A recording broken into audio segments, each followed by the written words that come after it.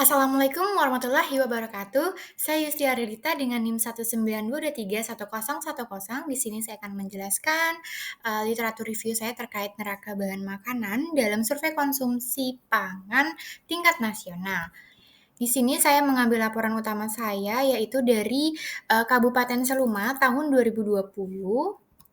Dan untuk latar belakang sendiri, Kabupaten Seluma ini menyusun NBM ini sebagai dasar pemantauan ketahanan pangan, perencanaan intervensi gizi, serta evaluasi pemenuhan kebutuhan energi penduduk.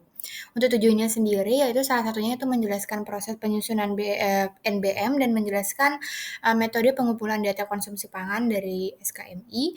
Dan untuk pengertian NBM sendiri, yaitu tabel atau sistem pencatatan yang menyajikan informasi lengkap mengenai posisi awal, produksi, impor, ekspor, stok, distribusi, bentuk kehilangan, serta penyediaan pangan yang tersedia untuk konsumsi masyarakat pada suatu wilayah dalam periode tertentu, biasanya 1 tahun.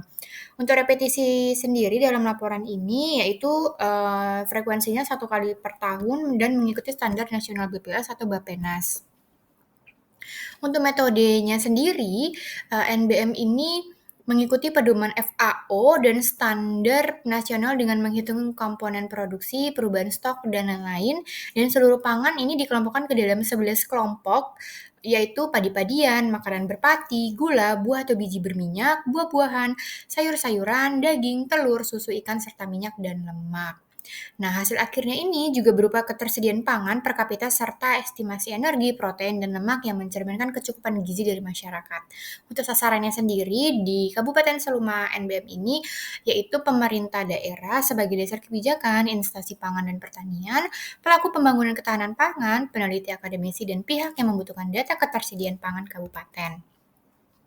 Ini adalah penyajian data dalam bentuk tabel dan diagram batangnya yang dapat juga dihasilkan bahwa yang pertama, ketersediaan pangan dan gizi di tahun 2020, energinya ini mencapai 2.843, proteinnya 71,35 gram, dan lemak 45,53 gram, dan angka ini melebihi standar AKE atau 2.400 kalori dan AKP 63 gram.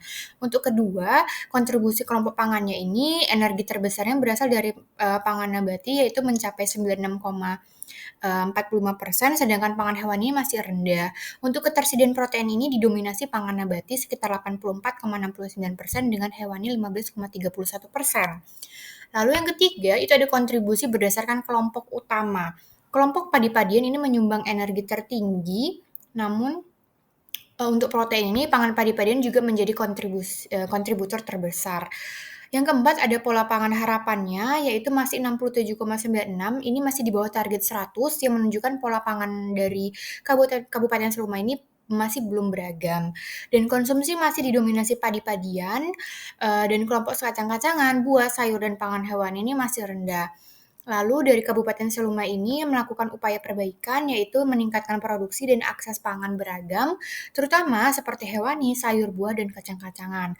Juga menguatkan distribusi dan pengurangan ketergantungan impor. Selanjutnya ada validitas, walau validitasnya tidak terpampang nyata dalam bentuk teks atau bentuk kalimat dalam laporan Kabupaten Seluma tersendiri, itu namun datanya ini juga bersumber dari instansi resmi, salah satunya itu ada dari Dinas Pertanian, Perikanan, dan lain-lain. Lalu ada penggunaan konversi standar FAO dan pedoman NBM pusat yang itu meningkatkan konsistensi atau reliabilitasnya. Juga disebutkan ada masalah akurasi pada angka konversi karena konversinya ini kadang angka kesepakatan sehingga membuat data kurang akurat. Dan yang terakhir, validasinya juga cakupan bahan makanan tidak lengkap karena NBM ini tidak mencakup semua bahan yang dikonsumsi masyarakat dan mengalami potensi error dalam estimasi ketersediaan pangan.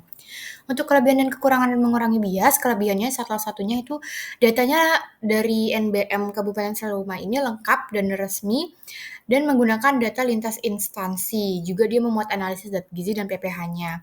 Nah, kekurangannya sendiri, angka konversinya ini bisa tidak akurat karena ini merupakan angka kesepakatan bukan hasil pengukuran lapangan sesungguhnya.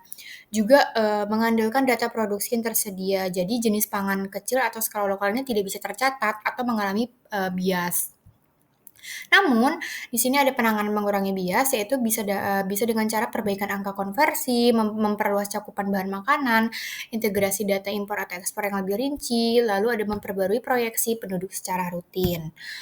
Di sini juga ada daftar pustaka dari Kabupaten Seluma sendiri.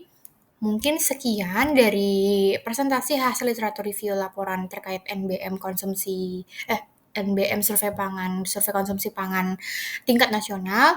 Mohon maaf bila jika ada kesalahan kata. Wassalamualaikum warahmatullahi wabarakatuh. Terima kasih.